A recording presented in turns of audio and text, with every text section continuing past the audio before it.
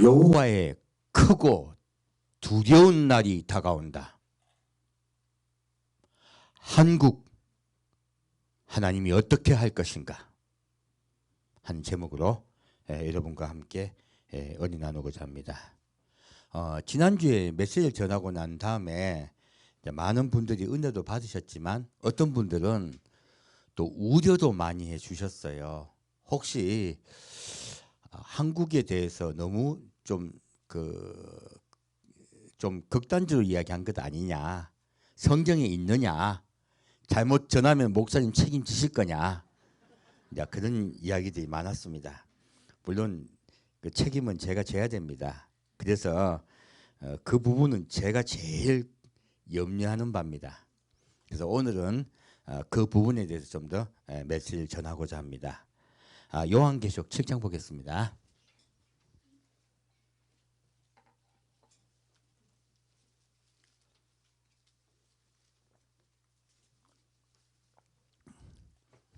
계시록 7장 5절에서 8절까지 같이 읽겠습니다. 유다 지파 중에 입맞은 자가 1만 2천이요 루벤 지파 중에 1만 2천이요 갓 지파 중에 1만 2천이요 아셀 지파 중에 1만 2천이요 납달리 지파 중에 1만 2천이요 므낫세 지파 중에 1만 2천이요 시몬 지파 중에 1만 2천이요 레위 지파 중에 1만 2천이요 이사갈 지파 중에 1만 2천이요 스불론 지파 중에 1만 2천이요 요셉 지파 중에 1만 2천이요 베냐민 지파 중에 입맞은 자가 1만 2천이라. 아멘.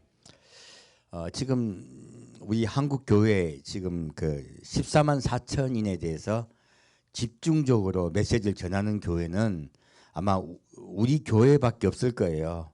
이단이 이걸 가지고 자꾸 잘못 전하니까 또 오늘 새로 오신 성도님 계신데 잘못 왔나? 생각하실 수도 있습니다. 그러니까 그만큼 이 부분은 건들기가 쉽지가 않은 부분이죠. 그래서 지난주에 말씀을 드렸습니다. 유다 지파는 바로 유대인 곧 이스라엘이라고 말씀을 전했고요. 루벤 지파는 장자이나 범죄를 저지른 그리고 장자의 직분이 폐지된 루벤 지파는 현재 미국일 가능성이 높다고 말씀을 드렸습니다. 근데 쭉 가다 보면은 뒤에 시몬 지파와 레위 지파라는 이 지파들이 나오죠. 근데 그 앞에 므낫세 지파가 나와요. 이게 사실은 앞부분과 뒷부분이 반복되는 거예요. 시몬 지파는 흩어져 있는 지파입니다. 특정한 곳에 모여 있는 지파가 아니고요. 하나님이 흩으셨어요. 누구를요? 시므온과 레위는 너희가 범죄하였으므로 한 땅에 있지 아니하고 모여 있지 아니하고 흩어지리라 하셨어요. 그 예언과 같이 시몬 지파는 유다 땅에 흩어졌습니다. 어디 흩어졌다고요? 유다 땅이요. 곧 시몬 지파는 흩어진 유다 지파와 일족이에요. 지금 어디 이야기하고 있습니까? 전 세계에 흩어진 이스라엘이에요, 사실은. 그리고 그 아래에 누가 있습니까? 레위 지파가 있어요. 레위 지파가 누굽니까? 제사장의 직분을 맡았지만은 그들도 12지파로 흩어져 살았습니다. 한 지파로 모여 산 분들이 아니에요. 그리고 이들도 흩어진 지파예요. 근데 이 레위 지파는 제사장 직분을 맡았단 말이에요. 그래서 흩어졌다가 다시 모여서 전 세계 제사장 국가를 할 곳 바로 이스라엘이라고 말씀드렸습니다. 근데 이들을 그렇게 모이게 하고 돕는 지파가 있습니다. 어디입니까? 므낫세 지파예요. 므낫세 지파 바로 뒤에 나오죠. 근데 그래서 므낫세 지파는 사실은 므낫세는 장자입니다. 그래서 요셉의 장자인 요셉이 해야 될 일을 하는 자를 므낫세라고 하신 거예요. 그런데 요셉에게는 두 아들이 있습니다. 므낫세와 에브라임이에요. 그렇다면 뒤쪽에는 또 에브라임 지파가 나와야 되는데 에브라임 지파가 안 나오고 요셉이라고 나와요. 볼까요? 밑에 보면은 요셉 지파 중에 1만 2천이요라고 적혀 있어요. 갑자기 이름이 에브라임이 아닌 요셉으로 나옵니다. 왜 그럴까요? 이것은 아까 나왔던 므낫세 지파와 지금 요셉 지파는 동일한 지파예요. 이 에브라임의 역할은 정확히 장자의 역할입니다. 하나님이 왜 아무 일도 없이 에브라임을 장자로 만드셨냐는 거예요. 그것은 마지막 때에 장자의 역할을 할 자들이 있다는 거예요. 국가가 있다고 말씀하신 거예요. 그들이 곧 장자인 요셉이다. 그러므로 이 요셉이라는 뜻은요, 위에 있는 므낫세와 또 합하여 연합하여 전체를 얘기하고 계십니다. 사실은 그들이 요셉의 일을 할 것이며 요셉의 일을 함으로 인하여 누가 돌아온다? 베냐민이 돌아온다 하는 뜻이에요. 그리고 마지막으로 베냐민으로 마치 14만 4천 얘기가 끝이 납니다. 이 베냐민의 뜻이 무엇입니까? 베노니, 내 슬픔의 아들이 베냐민, 내 오른손의 아들로 바뀔 것이다 하신 거예요. 그렇다면 이 베노니를 베냐민으로 바꿀 자가 누굽니까? 요셉이라고 성경은 말하고 있습니다. 누군가 요셉의 역할을 할 자가 있고 과거에 요셉이 베냐민을 축복하여 베냐민에게 5배의 다른 형제보다 5배의 식량을 주었듯이 똑같은 일이 마지막 때 일어날 거라고 하면 미리 예언을 해 주신 거예요. 근데 이 요셉 지파가 왜 중요하냐? 요셉이 어떤 일을 했습니까? 요셉은 7년 흉년 때 야곱의 식구 70명이 다 애굽으로 돌아오게 하시고 그리고 그들이 그 흉년에 들어가지 않게 보호하는 역할을 했습니다. 언제입니까? 흉년 때예요. 7년의 흉년입니다. 이 7년의 흉년이 어디입니까? 놀랍게도 제가 요즘 상고하면서 깜짝 놀란 것이 바로 7년 대환란이에요. 7년 대환란 때 하나님의 자녀들이 환란에 들어가지 않고 돌아오게 하는 자, 그들을 고센 땅, 곧 하나님의 나라에 머물게 하는 자 이야기예요. 놀랍게도 지금 그렇다면요, 어느 순간에 이 풍년이 끝이 날지 모릅니다. 지금 우리는 이때까지 인류 역사상 이렇게 평화로운 시절이 없었습니다. 6.25 이후에요, 전 세계가 평화의 무대에 들어갔고요, 근 100년 가까이 전 세계 국지전만 있었지 세계 대전 같은 것이 없었습니다. 하지만 성경은 이미 이러한 평화의 시기에 대해서 예언하고 있습니다. 평화의 시기가 곧 7년 풍년의 시기예요. 이 7년 풍년의 시기가 끝이 나면요, 7년 대기근의 시대가 옵니다. 바로 여호와의 크고 두려운 날이에요. 그 여호와의 크고 두려운 날에요, 어느 누군가 요셉의 역할을 할 자가 있다고 말씀하시는 거예요. 그래서 오늘은 그 부분에 대해서 좀 보고자 합니다. 신명기 32장 보겠습니다.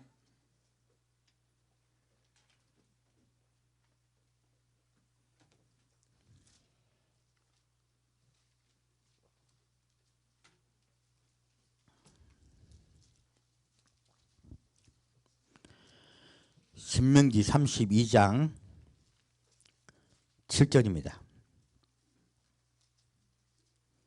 지금 우리는 베노니 곧 베냐민을 깨울 자, 그리고 시므온과 레위를 깨울 자, 그 깨울 국가에 대해서 살펴보고자 합니다. 신명기 32장 7절입니다. 옛날을 기억하라. 역대의 연대를 생각하라. 내 아비에게 물으라. 그가 내게 설명할 것이요 내 어른들에게 물으라. 그들이 내게 이르리로다. 아멘. 자, 하나님은요, 과거에 이스라엘에 있었던 역사들을 하나하나 기억하라고 말씀하고 계십니다. 왜 그렇게 말씀하실까요? 과거의 역사들은 장차 네가 지금 현재 살고 있는 너에게도 일어날 일이라고 말씀하시는 거예요. 우린 자꾸 성경을요 옛 이야기로 생각해요. 아니요, 성경은 생생하게 살아있는 현실입니다. 그리고 우리 시대에 일어날 일들이에요. 다시 15절 16절 보겠습니다. 그러한데 여소run이 살찜에 발로 찼도다. 내가 살찌고 부대하고 윤택함에 자기를 지으신 하나님을 버리며 자기를 구원하신 반석을 경홀히 여겼도다. 그들이 다른 신으로 그의 질투를 일으키며 가증한 것으로 그의 진노를 격발하였도다. 아멘. 지금 무슨 말씀을 하고 계십니까? 이스라엘이 과거에 하나님이 축복하셨던 그것을 기억하였다, 잊어버렸다. 잊어버리고 하나님을 버리고 그리고 하나님의 질투를 격발하였다고 나오고 있습니다. 이스라엘 이야기하고 있습니다. 다시 21절 보겠습니다. 그들이 하나님이 아닌 자로 나의 질투를 일으키며 그들의 허무한 것으로 나의 진노를 격발하였으니 나도 백성이 되지 아니한 자로 그들의 시기가 나게 하며 우둔한 민족으로 그들의 분노를 격발하리로다. 아멘. 자, 지금 모세는요 꼭 미래 일을 현재 있는 일같이 이야기하고 있어요. 어떤 이야기입니까? 너희들이 나로 질투를 일으키게 하고 허무한 것으로 나의 진노를 격발하였다. 지금 두 가지 하죠. 하나는 질투를 일어나게 했고 두 번째는 분노케 하였다고 말씀하세요. 똑같은 것을 말씀하고 있습니다. 이스라엘 너희도 내가 당했던 것 같이 당하게 하리라. 왜? 돌아오게 하려고요. 보복하는 거 아닙니다. 돌아오게 하시려는 거예요. 깨닫게 하시려는 거죠. 뭐라고 말씀하십니까? 나도 백성이 되지 아니한 자로 그들의 시기가 나게 하며. 첫째, 이스라엘에게 시기 나게 하는 국가가 있다 말씀하고 있습니다. 그들로 시기 나서 하나님께 돌아오게 하는 자가 있고요. 국가가 있고 또 우둔한 민족으로 그들의 분노를 격발하리로다.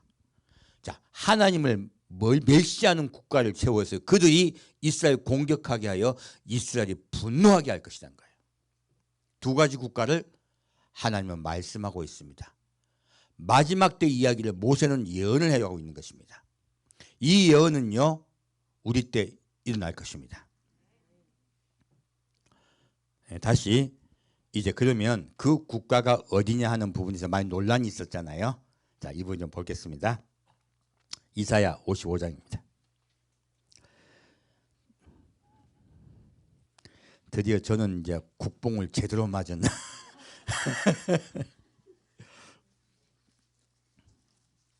옛날에 윤순일 목사님이 이제 이런 코리아에 대한 그 설교를 하셨을 때 10년 전이죠.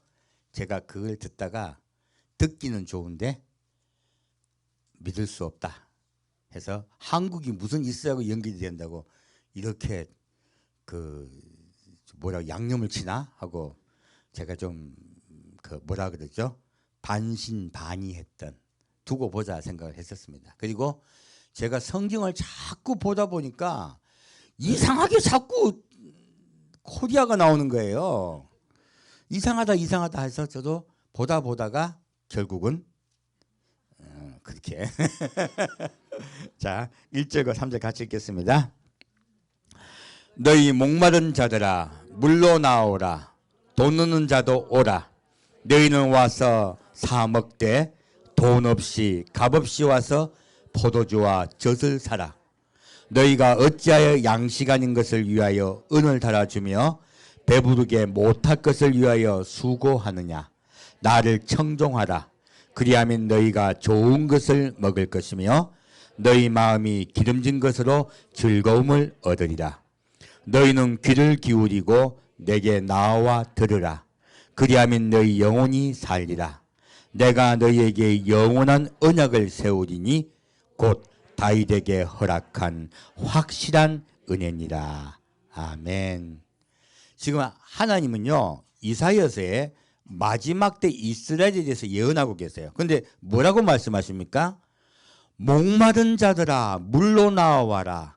돈 없는 자도 오라. 너희도 와서 사 먹되 돈 없이 값 없이 와서 포도주와 젖을 사라.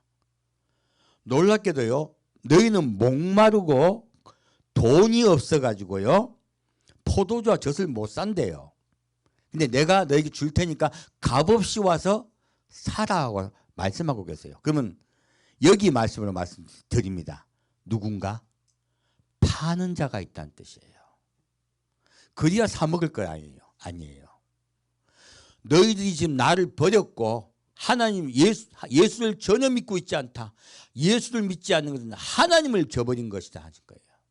그래서 예수님은 뭐라 하십니까? 나는 생명의 산 떡이다.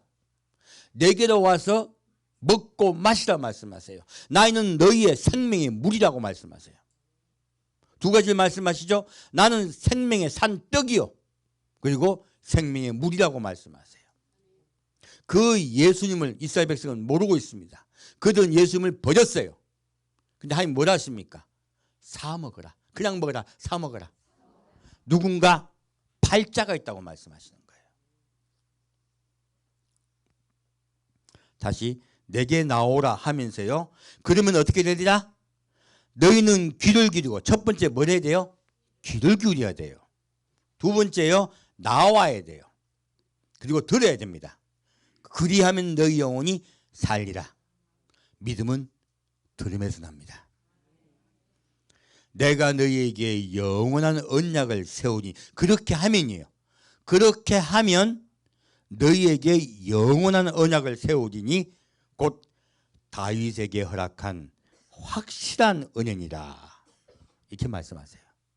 자, 다윗에게 허락한 확실한 은혜에 대해서 여러분 듣기는 들어보셨을 거예요. 설교를 많이 들으신 분들은 다윗에게 허락한 확실한 은혜라는 설교는 들어는 보셨을 거예요. 근데 다윗에게 허락한 확실한 은혜가 뭘까요? 열왕기상 2장 보겠습니다. 성경에 다 나옵니다.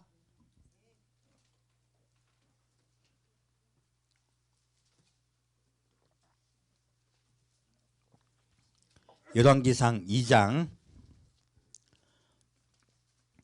1절부터 4절까지 같이 읽겠습니다. 열왕기상 2장 1절부터 4절까지 같이 읽겠습니다.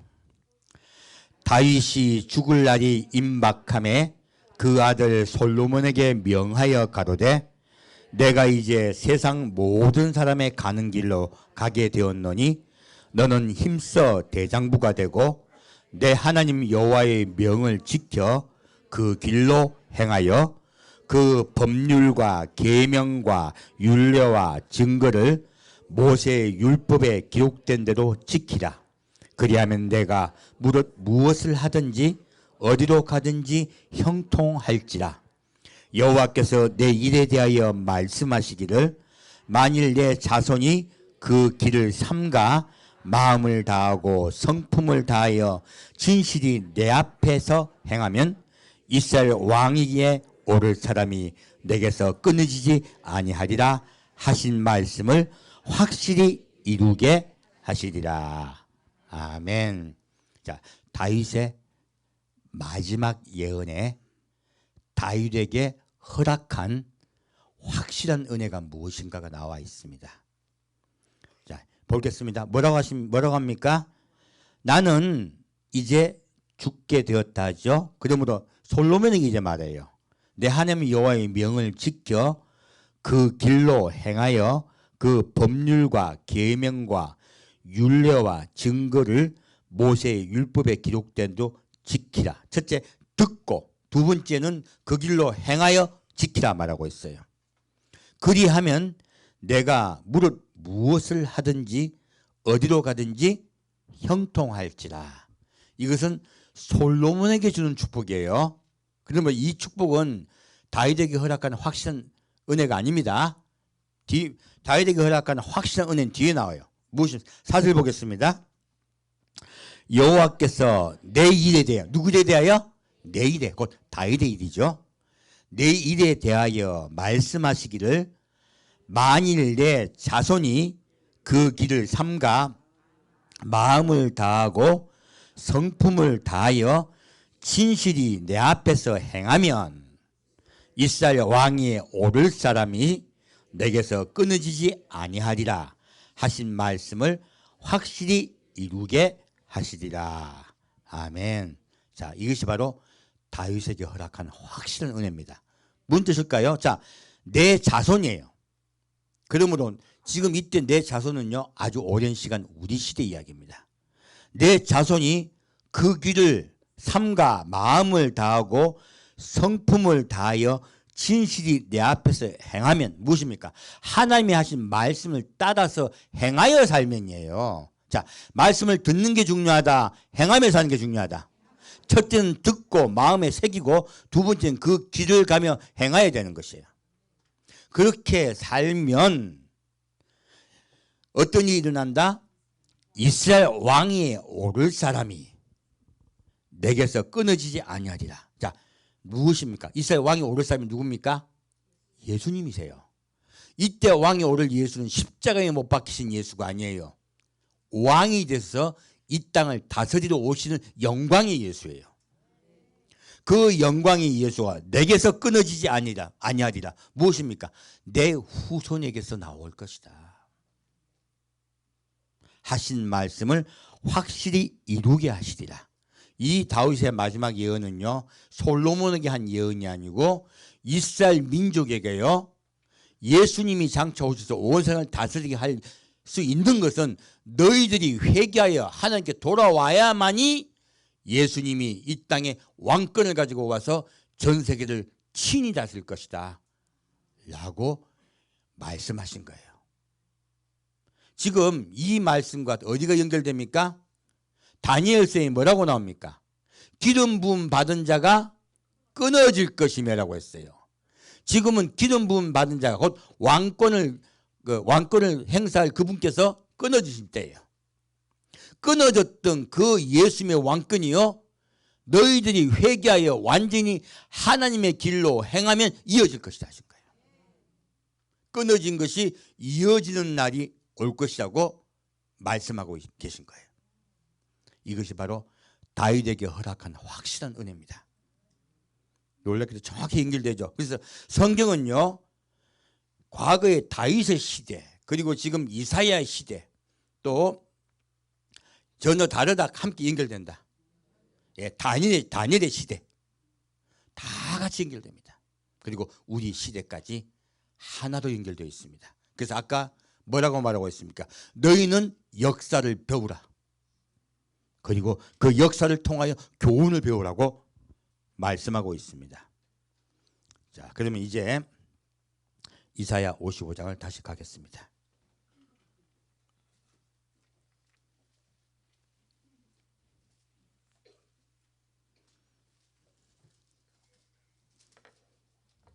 이사야 55장 4절 5절 같이 읽겠습니다.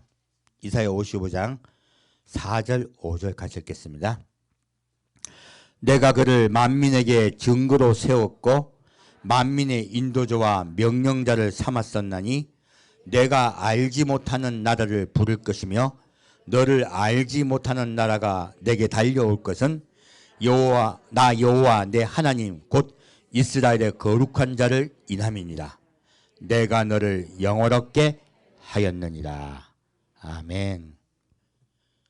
놀랍게도요, 하나님은 이스라엘을 만민의 증거로 세웠고 만민의 인도자와 명령자로 삼았다고 말하고 있습니다. 곧 이스라엘이 장자의 국가가 장차될 것이라 말씀하세요. 그런데 그들을 장자의 국가를 세우기 전에, 곧 다윗에게 허락하였던 이 확실한 은혜가 임하기 전에 아까 모세에게 말씀하셨던 그 일이 먼저 이루어질 거라 말씀하세요. 뭐라 말씀하십니까? 내가 알지 못하는 나라를 부를 것이며. 자, 이스라엘과 교류가 많았었다, 많지 않았다? 많지 않은 국가예요. 너를 알지 못하는 나라가 내게 달려올 것은, 자, 너를 알지 못하는 국가가 어떻게 한다? 내게 달려올 거다. 나 여호와 내 하나님 곧 이스라엘의 거룩한 자를 인함이다. 하나님이 그를 불렀다는 뜻이에요. 하나님이 그를 불렀고 그들이 달려올 것이다. 왜 달려옵니까? 위에서 나왔던 말씀 무엇입니까? 여호와의 말씀을 듣게 하고 행하게 하기 위해서예요. 말씀을 듣고 양식을 먹게 하기 위해서. 윗절에 나왔죠. 너희는 무엇을 먹으라? 돈 없이 와서 사 먹으라. 물을 먹고 포도주와 젖을 사라 하신 그 포도주와 젖을 파는 자가 있다는 거예요. 그들이 내게 달려와 포도주와 젖을 팔 것이다. 하나님의 말씀을 들려줄 것이며 너희는 그 말씀을 듣고 내게 돌아올 것이다. 이스라엘 하나님께도 회개하여 돌아오게 하는 국가가 있다고 분명히 말씀하세요. 그 국가의 명칭을요 놀랍게도 여기 적어놨어요. 하나님의 말씀이 그래서 놀라운 거예요. 왜냐하면 히브리어로 부르다고 지금 말씀, 내가 부른다고 하셨죠? 부른다가 히브리어로 코레입니다. 그리고 아자는 하나님의 이름을요 약식으로 부를 때 엘, 하, 아라고 해요. 아는 것 하나님이에요. 무엇입니까? 하나님이 부르는 국가 코리아입니다. 놀랍게도 이 부른다 하는 이 내가 부른다고 하신 이 말씀 속에요 그 국가명이 나오는 거예요. 원래 예언은요 이런 비밀스럽게 예언할 때는 그렇게 숨겨버립니다. 그 저도 쇼크를 받은 거예요. 그리고 다른 구절들을 다 봤더니 이 말이 확실한 겁니다. 누군가 너를 질투할 국가가 있다고 분명히 모세가 말했죠. 그리고 너에게 하나님의 말씀을 가르쳐 너를 돌아오게 하는 국가가 있다 라고 해요. 그 돌아올 국가에 대해서 지금 말씀하고 계신 거예요. 근데 우리 한국을 자세히 역사를 생각해 보면 왜 그렇게 말씀하셨는가 이해가는 부분이 있습니다. 여러분 원래요 중국이라는 국가는 이 평야에 위치하고 있어요. 무슨 뜻이냐면 이런 국가는 확장하지 않으면 침략을 당하여 멸망하기 쉬운 데 위치하고 있어요. 그럼 이런 국가는 특징이요 다른 국가를 침략하여 영토를 넓히는 것이 수건이에요. 왜냐하면 침략당하지 않고 공격당하지 않기 위해서 그래요. 지금 영토를 확장하여 다른 국가로부터 침략당하지 않으려는 국가가 두 국가가 있습니다. 한 국가가 바로 중국이고요. 한 국가가 러시아예요. 지금도 지금 영토를 왜 확장하려 합니까? 평야지대이기 때문에 상대방이 공격할 때 막아낼 곳이 없어요. 막아낼 곳이 없으면 어떻게 해야 되냐면 땅이 넓으면 돼요. 오다가 지쳐요. 그래서 러시아가 그렇게 영토를 확장한 겁니다. 중국도 마찬가지예요.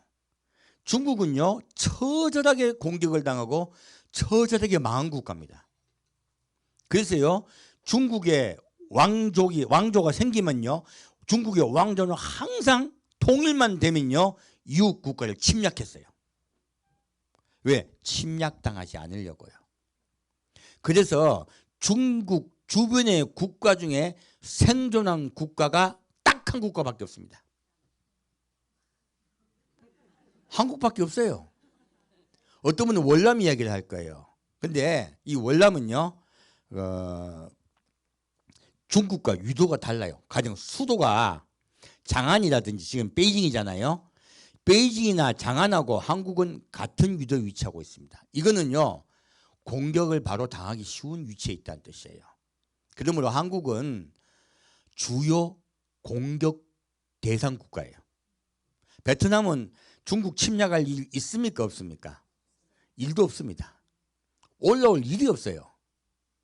그래서 그 국가 그럼에도 불구하고요 이 베트남도 지금 요 근래 천년 정도는 침략을 다 이겨냈어요. 근데 그전에는 중국이 계속 점령당을 지배당했었습니다. 베트남조차도. 그렇다면 근데 한국은 중국에 점령당해서 중국의 국가를 뺏긴 적이 있습니까 없습니까? 없어요. 이상하게. 그런데요 어떻게 그렇게 될 수 있었을까요? 고구려라는 국가가 있어요. 원래 고구려라는 국가가요, 좀 지나가면서 이름을 바꿉니다. 고려로. 우리는 고구려로 배우지만 고구려의 국명은 사실 고려예요. 그래서 그 다음에 국가를 세울 때 뭐라고 합니까? 궁에는 후고려.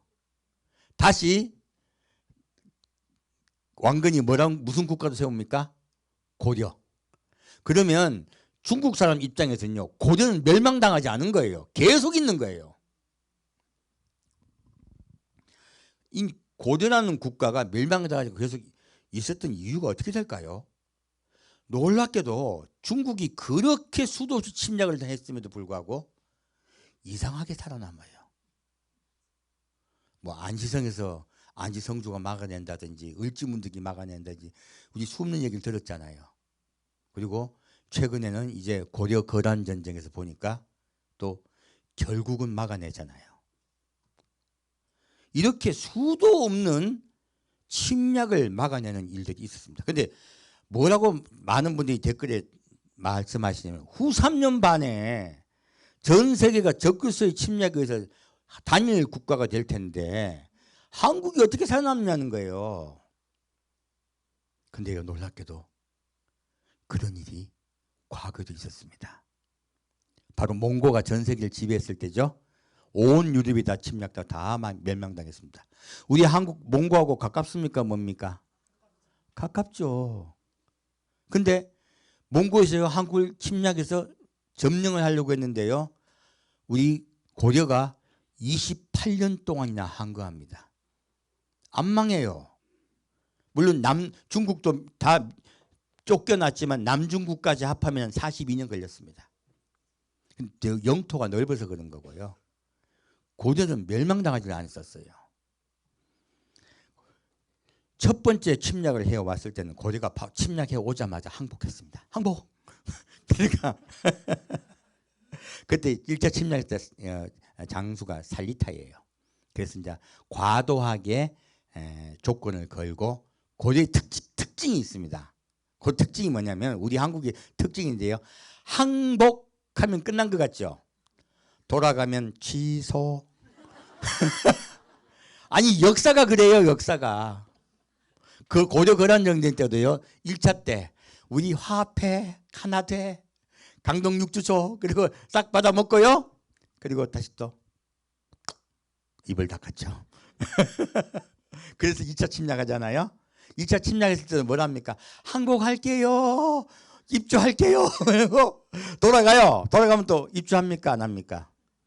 에이, 내가 몸이 아파서 못 갑니다. 안 오니까 다시 3차 침략을 한 거죠. 네, 그때 아주 이제 승리를 한 거죠.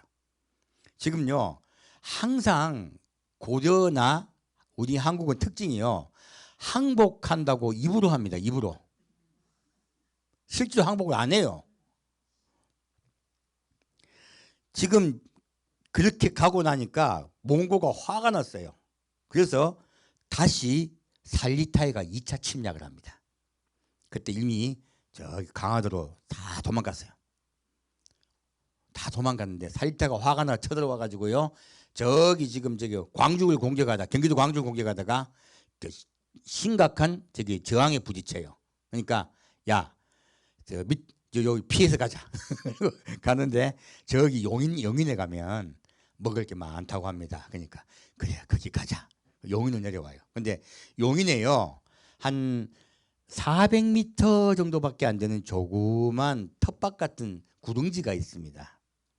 400m면 큽니까 작습니까? 작습니다. 작습니다. 반경 400m입니다. 그리고 높이가 6m밖에 안 돼요. 이거 뭐 우리 산책하면 되겠네, 그죠?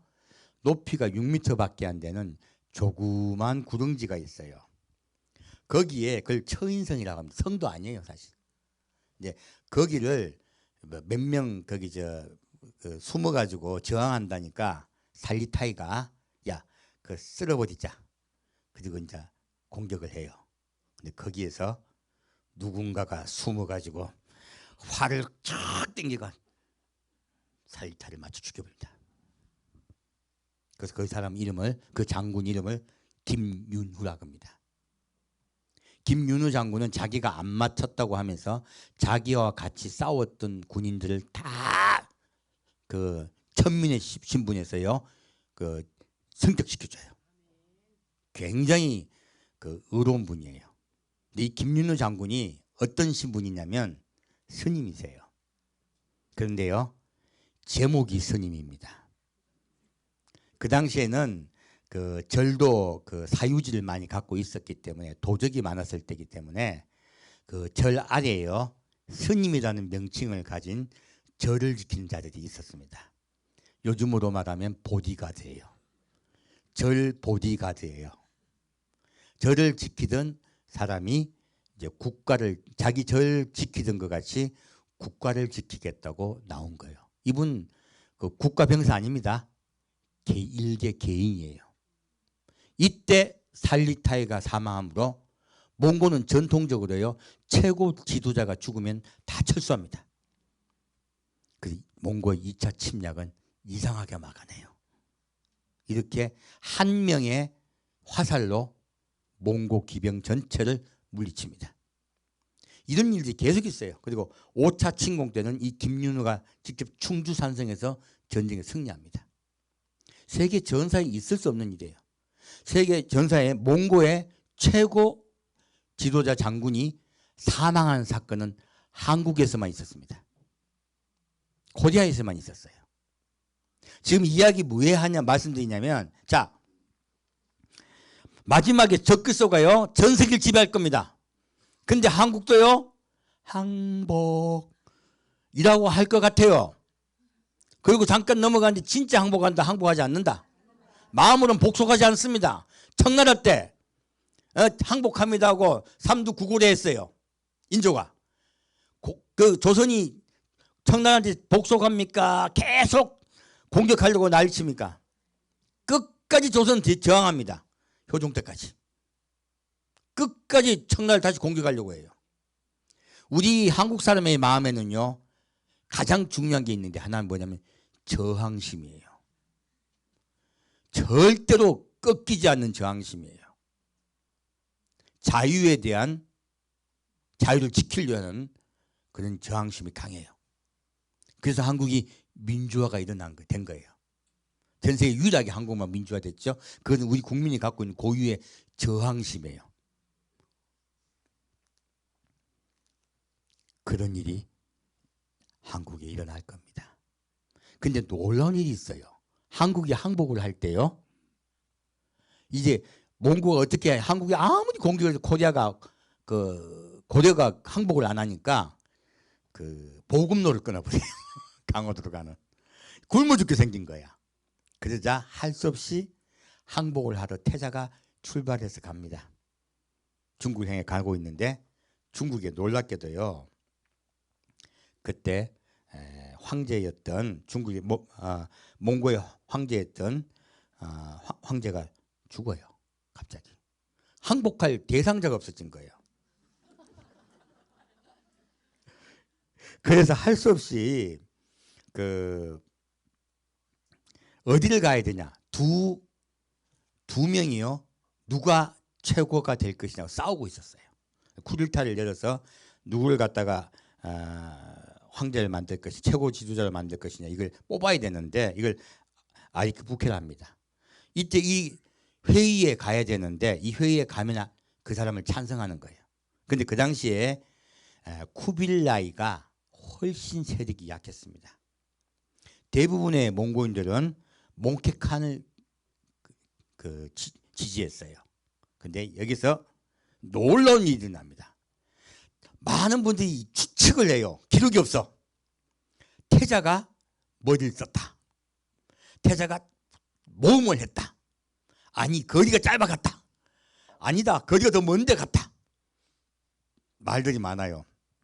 결론적으로 몰라요. 근데 태자가 쿠빌라에게 갑니다. 쿠빌라에게 항복을 하러 가요. 근데 이게 그냥 갔다 보진 않아요. 왜냐하면 3개월 동안 머물러서 정세를 다 살펴봐요. 그냥 쿠빌라에게 바로 간 게 아니고 다 정세를 살피고 국가의 명운이 걸렸으니까. 그리고 쿠빌라에게 갑니다. 쿠빌라이가 너무 좋아가지고 아니 중국에 당태종도 정복하지 못한 고려가 우리에게 항복하러 오다니 곧 나에게 이건 내가 황제가 될 운명이다. 소문 다 퍼뜨린 거예요. 다 이용하는 거죠. 그러면서 말해요. 근데 이 태자가 딜을 칩니다. 그냥 항복한다. 딜을 친다. 딜을 칩니다. 고려의 풍속은 그대로 하겠습니다. 우리나라는 항복했다. 고려의 풍속은 그대로 한다. 우리 왕권을 그대로 유지시켜 주십시오. 그리고 당신의 딸을 우리 고려에 시집 보내주십시오. 그러면 고려가 뭐가 돼요? 부마 국가가 돼요. 그러니까 쿠빌라이가 오케이 합니다. 그래서요 전 세계의 모든 국가가 사라집니다. 사라지는데 딱 한 국가만 안 사라져요. 어느 국가입니까? 고려는 안 사라졌어요. 여기 중요한 건 고려예요. 고려는 사라지지 않았고요. 그리고 부마 국가가 되었어요. 보다 보면은 쿠릴타이가 열릴 때마다 늘 고려는 부마 국가로요 가요. 서일까지 있어요. 그래서요 원나라 시대 때 고려는 비록 점령을 당했지만은 국가를 유지합니다. 망하지 않고. 놀라운 일이에요. 또 일본이 침략을 했을 때도 누가 있습니까? 이순신 장군이 막아내죠. 정말 근데 막아낼 때마다요 총책임자가 막아냈다. 뒤에서 보이지도 않던 사람이 막아냈다. 보이지 않던 사람이 막아냈습니다. 김윤우 장군, 이순신 장군 아무도 몰랐어요. 그래서 이름 갑툭튀 해가지고 막아냈단 말이에요. 갑자기 툭 튀어나와가지고 막아냈는데 이게 한국의 전통이에요. 우리 한국도 환란 때 그런 일이 일어날 줄 믿습니다. 이름 모를 자가 막아낼 거예요. 겉보기는 항복한 것 같지만 실제로 국가의 위상을 그대로 유지할 겁니다. 그리고 마지막에 이제 이스라엘과 똑같은 환경을 가집니다. 무엇입니까? 일제 때 망해가지고 우리가 40년 동안 점령당했죠? 이스라엘도 전 세계 망해 돌아다녔기 때문에 한국을 이스라엘은 좋아해요. 왜? 너도 나갔구나 이거죠. 에? 똑같은 환경을 겪은 거예요. 이해할 수 있는 부분이 많이 있는 거죠. 그리고 똑같이 독립한 날도 연로도 같고 이상하게 한국과 이스라엘 닮았습니다. 자, 그 일들은 마지막 때 하나님이 이스라엘에 대해서 깨우는 국가로 한국을 부르셨기 때문에 그래요. 자, 이제 이사야 41장 보겠습니다.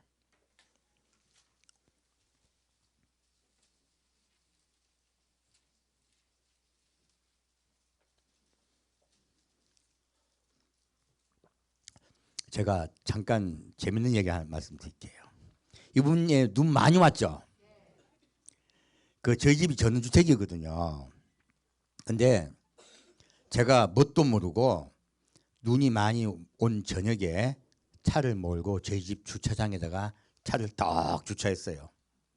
근데 옆집 그 사모님이 아니 저분은 어떻게 저녁에 밤사이 눈이 엄청나게 올 거라는데 저렇게 대놓으셨지?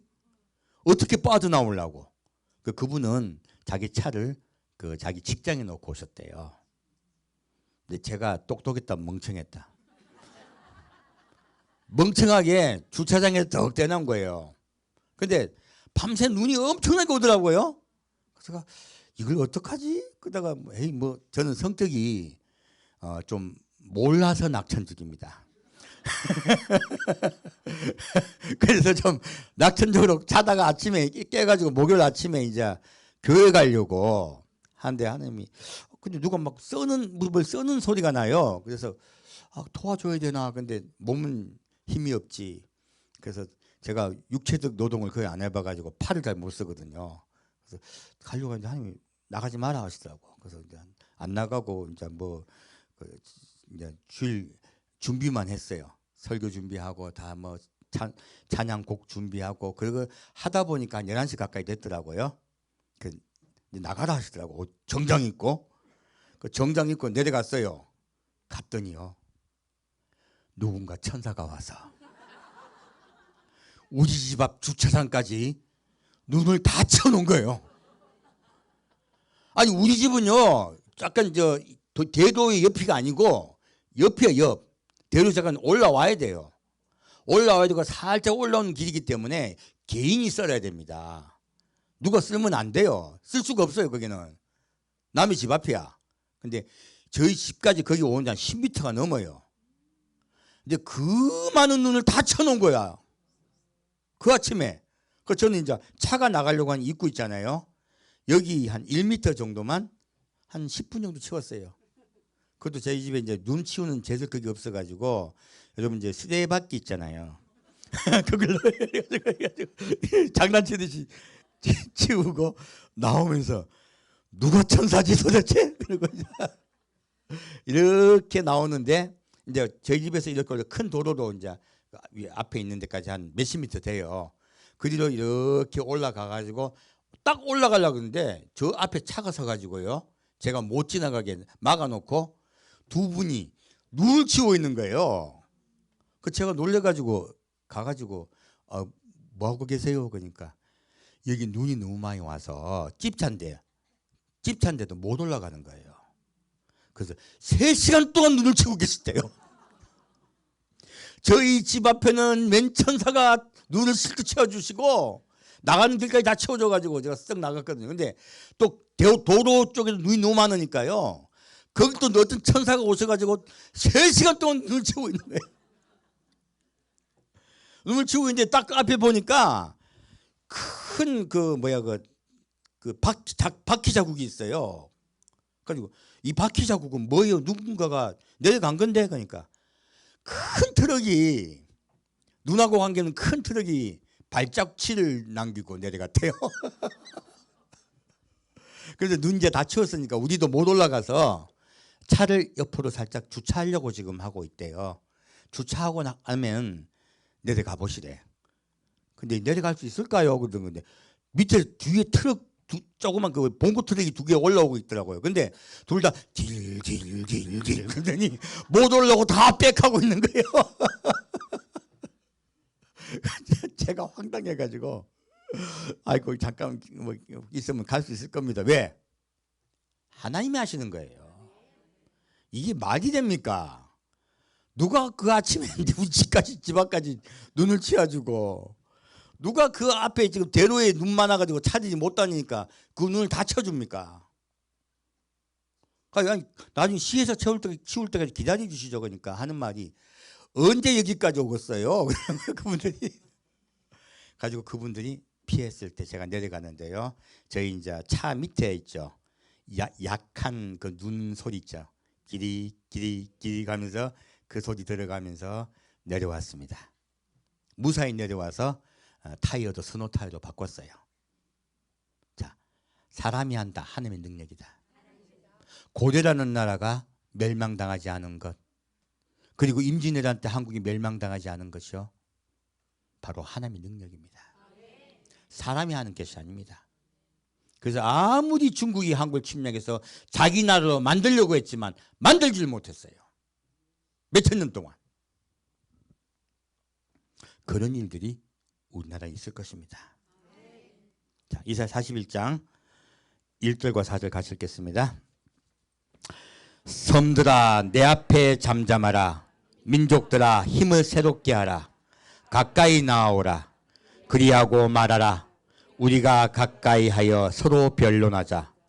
누가 동방에서 사람을 일으키며 의로 불러서 자기 발 앞에 이르게 하였느냐. 열국으로 그 앞에 굴복해 하며 그로 왕들을 치리하게 하되 그들로 그의 칼에 티끌 같게 그의 활에 불리는 초계 같게 하매 그가 그들을 쫓아서 그 발로 가보지 못한 길을 안정케 지났나니 이를 누가 행하였느냐. 누가 이루었느냐. 누가 태초부터 만대를 명정하였느냐.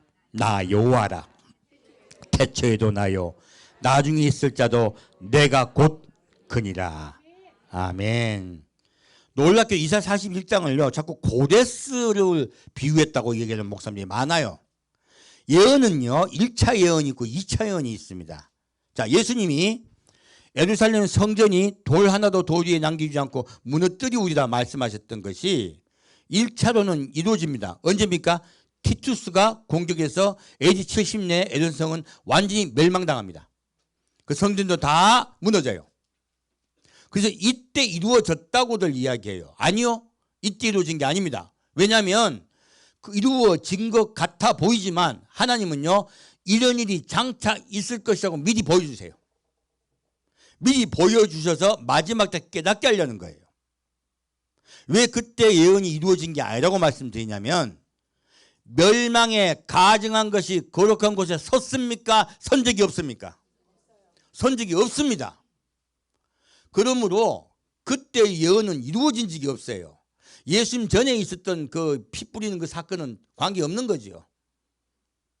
그래서 피 섞은 사건과 관계없는 거죠. 그래서 이 멸망에 가증한 것이 거룩한 곳에 선 적이 없어요. 그러므로 이때는 장차 있을 예루살렘 성전이 무너질 것에 대한 예언이에요. 이 사건조차. 지금도요 동방에서 사람을 일으킨다 하니까 이 동방의 사람을 고레스라고 자꾸 착각을 해요. 위에 뭐라고 나옵니까? 어디가 내 앞에 잠잠하라. 섬들아 내 앞에서 잠잠하라. 자, 그 당시 있던 그 페르시아가 섬이 있습니까 없습니까? 페르시아는 육지국가입니다. 무슨 섬입니까? 왜 섬들이 잠잠하라 하십니까? 그러면 이러한 일이 이루는 국가가 어디 있다? 해안가에 있다요. 섬들아 내게 잠잠하라. 처음부터 말씀하신 거예요. 지금 이런 동방의 국가는 해안가 국가라는 뜻이에요. 두 번째요. 민족들아 힘을 새롭게 하라. 가까이 나오라. 그리하고 말하라. 우리가 가까이에 서로 변론하자. 무엇입니까? 민족들이 힘을 합할 거라는 거예요. 어떤 국가 힘을 합합니까? 누가 동방에서 사람을 일으키며 의로 불러서 자기의 발 앞에 이르게 하였느냐. 동방에서요 사람을 일으킬 것이래요. 그리고 의로 부르겠대요. 그러면 그들은 어떤 국가입니까? 그 국가는 어떤 국가입니까? 기독교 국가입니다. 기독교가 중심되는 국가예요. 열국으로 그 앞에 굴복해 하며 그로 왕들을 치하게 하되 그들로 그의 칼에 티끌 같게 하고 그의 활에 부리는 초계 같게 하며 무엇입니까? 이 국가가요 분연히 일어나서 다른 국가와 힘을 합해서요 저항할 거란 뜻이에요. 그가 그들을 쫓아서 그 발로 가보지 못한 길을 안전하게 지나느니 무엇입니까? 그 국가가 그들 환란 때 일어나서요 회복될 거란 뜻이에요. 새롭게. 이 일을 누가 행하느냐? 이런 기적 같은 일을 누가 했느냐? 나 여호와로다. 놀랍게도요 섬들에 대해서 민족들에서 이야기하고 있습니다. 많은 국가들이 힘을 합하여 다시 회복될 거란 이야기예요. 이 국가를 중심으로. 다시 5절 보겠습니다. 이것들을 분류를 못하다 보니까 오해들을 하신 거예요. 자, 5절과 7절 보겠습니다. 섬들이 보고 두려워하며 땅끝이 무서워 떨며 함께 모여 각기 이웃을 도우며 그 형제에게 이르기를 너는 담대하라 하고 목공은 금장색을 장려하며 마치로 고르게 하는 자는 매질꾼을 장려하며 가로되 땜이 잘 된다 하며 못을 단단히 박아 우상으로 흔들리지 않게 하는도다. 무엇입니까? 이런 일을 보고요 그들이 다 두려워하며 다른 섬들도요 종류가 있어요. 섬들 국가 중에서요 함께 힘을 합하여 저항하는 섬들이 있고요 적그리스도에게 붙어가지고 적그리스도와 함께하는 섬들이 있어요. 해양 국가의 이야기죠. 그래서 제가 보기에 이런 국가들은 기독교 쪽에 영향력을 받은 국가들은 섬 국가들은 물론 대만이 들어갈지 안 들어갈지 모르겠습니다. 여기에 대만도 기독교인이 있습니다. 대만, 일본, 필리핀 그리고 오스트레일리아, 뉴질랜드 이런 쪽 섬들 국가들은요 여기 속할 가능성이 많아요. 동방의 국가와. 그런데 다른 섬들은요 그런 국가들 섬들이 아니에요. 인도네시아, 스리랑카 전부 저쪽에 아래쪽에 있는 국가들은 섬들은 다 어디예요? 그들은 바로 이슬람 국가예요. 그런 섬들은 같이 힘을 합해서요 적그리스도에게 더욱더 붙을 거예요. 그 이야기를 말씀하고 있는 거예요. 그리고 우상으로 흔들리지 않게 하는도다. 더 우상을 섬기는 거예요. 적그리스도를 더 섬기는 단일 국가가 될 거란 뜻이에요. 이런 놀라운 이야기를 성경은 우리에게 미리 말씀하고 계십니다. 다시 8절부터 13절 같이 읽겠습니다.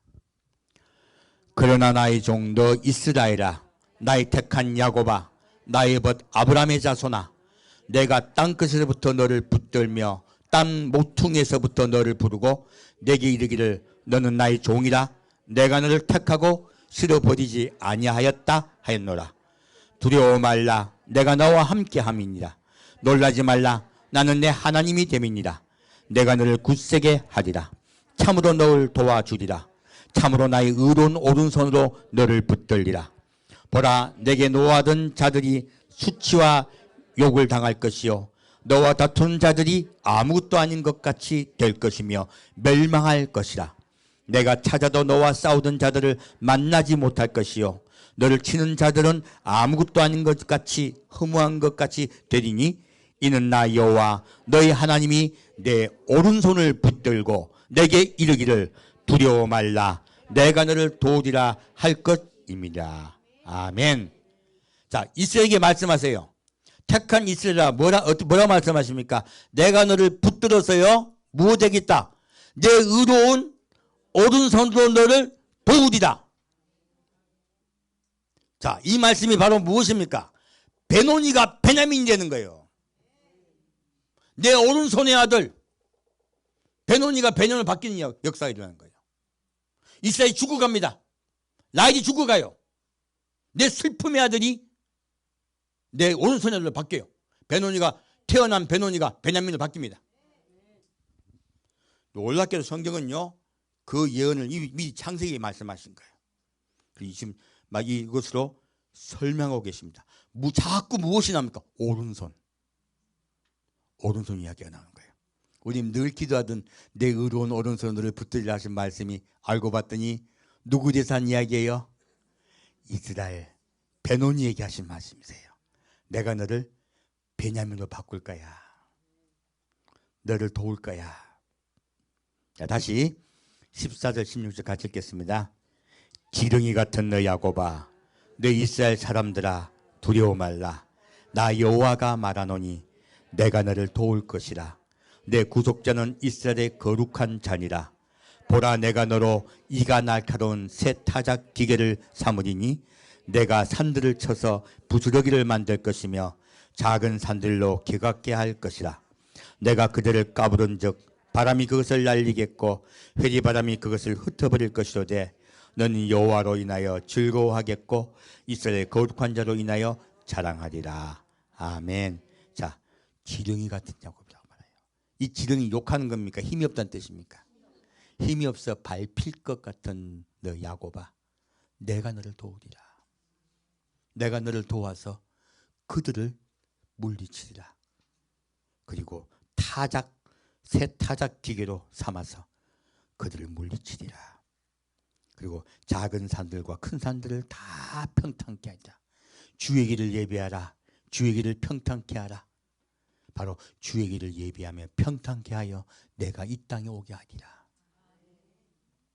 그 말씀하고 있습니다. 이제 25절과 27절 같이 읽겠습니다.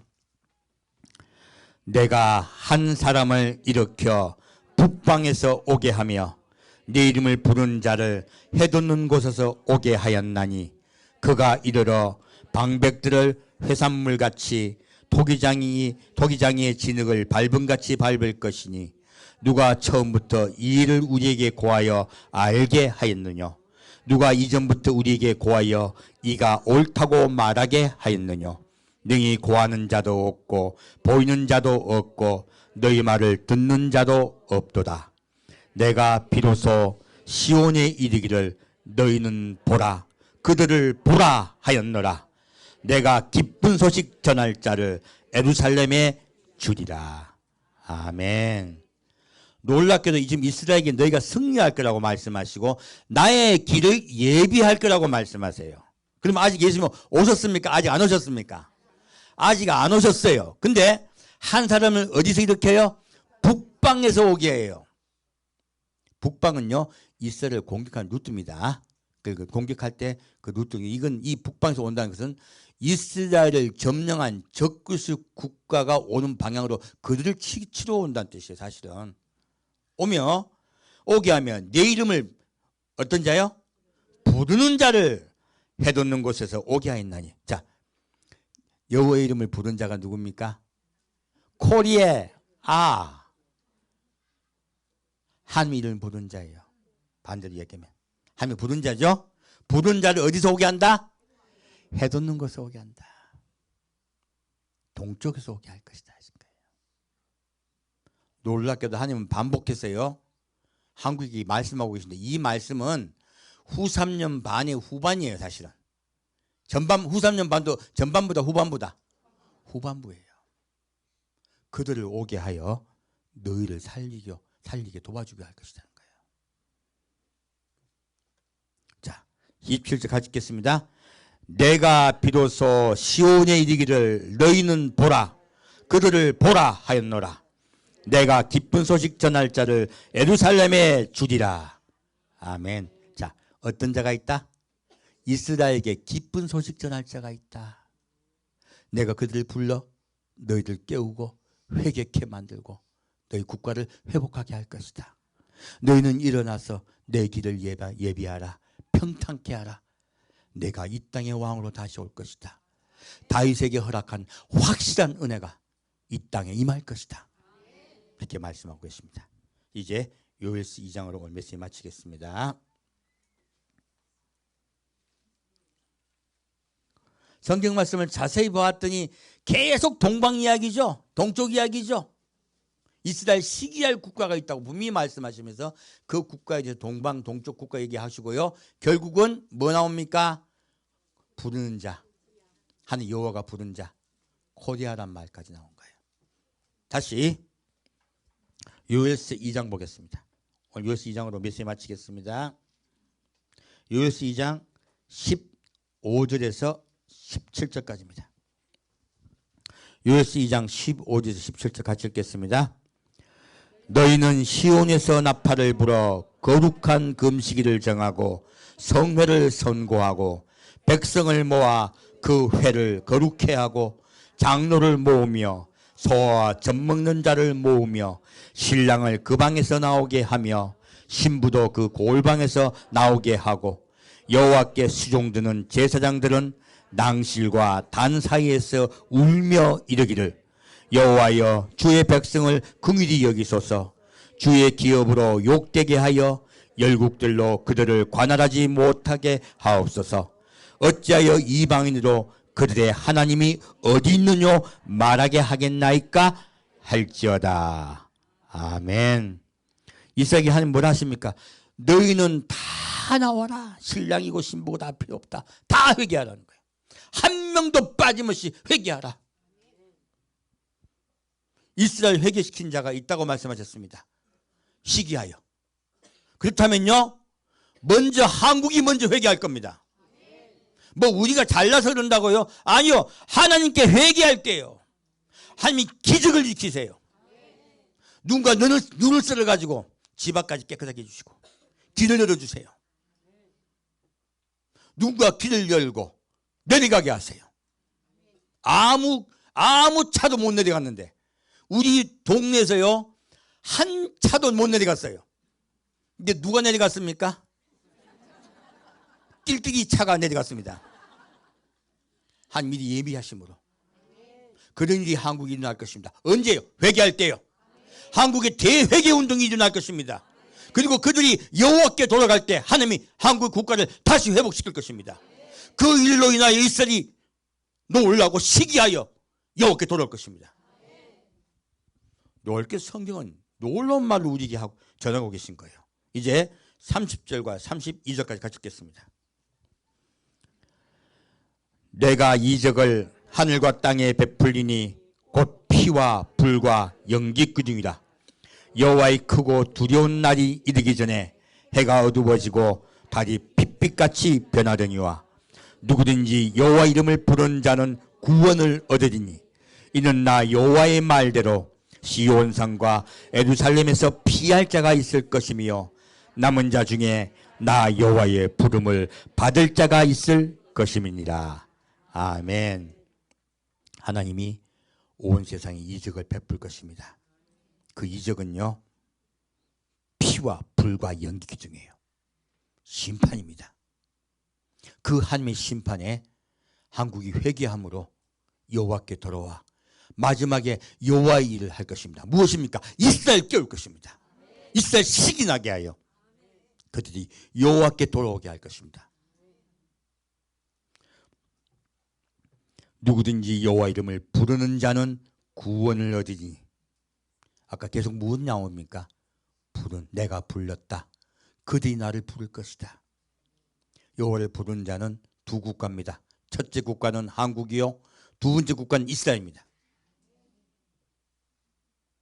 이는 나 여호와의 말대로 시온산과 예루살렘에서 피할 자가 있을 것입니다. 왜 말씀입니까? 이건 이스라엘 중심으로 이야기하는 거예요. 이 예언은 전 세계 예언이다. 이스라엘 중심이다. 이스라엘 중심입니다.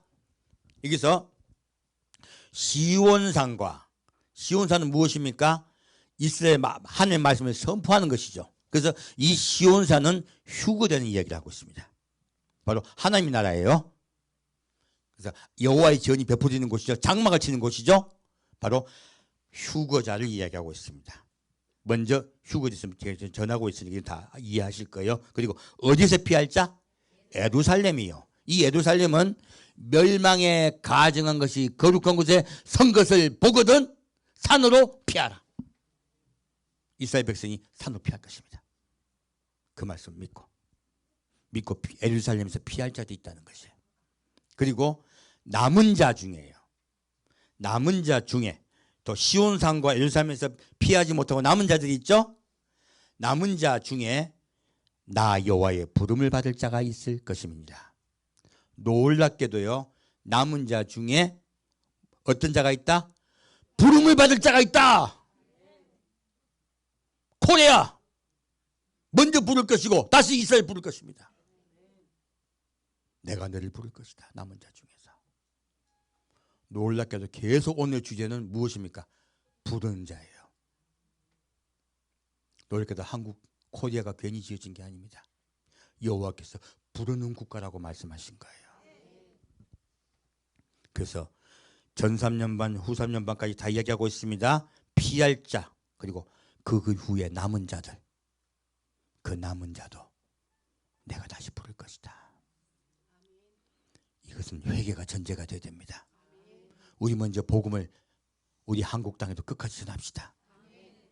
우리 한국에 마지막 하나님이 회개할 기회를 주시겠다고 하십니다.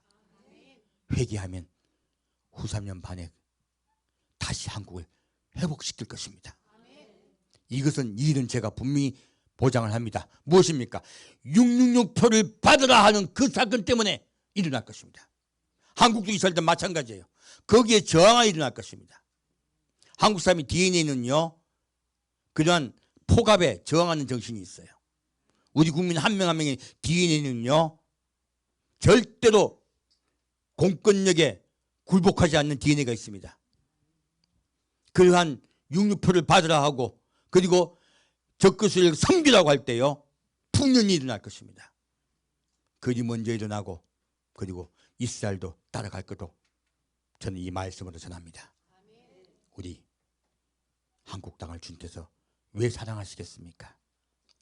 여러분들이 김윤우의 화살이 될 것입니다. 여러분들이 예수신이 됩시다. 이 나라를 살립시다. 하겠습니다. 사랑하는 주님, 오늘은 성경 속에 있는 놀라운 비밀인 코리아의 비밀을 함께 나눴습니다. 주께서 부른 자가 있다고 하셨으니 주님, 이 나라를 불러주옵소서. 그리고 이스라엘을 불러주옵소서. 우리가 이스라엘이 우리를 부를 때 우리가 달려갈 수 있게 주여 우리를 예비하여 주옵소서. 산주 예수 그리스도 이름으로 기도합니다. 아멘.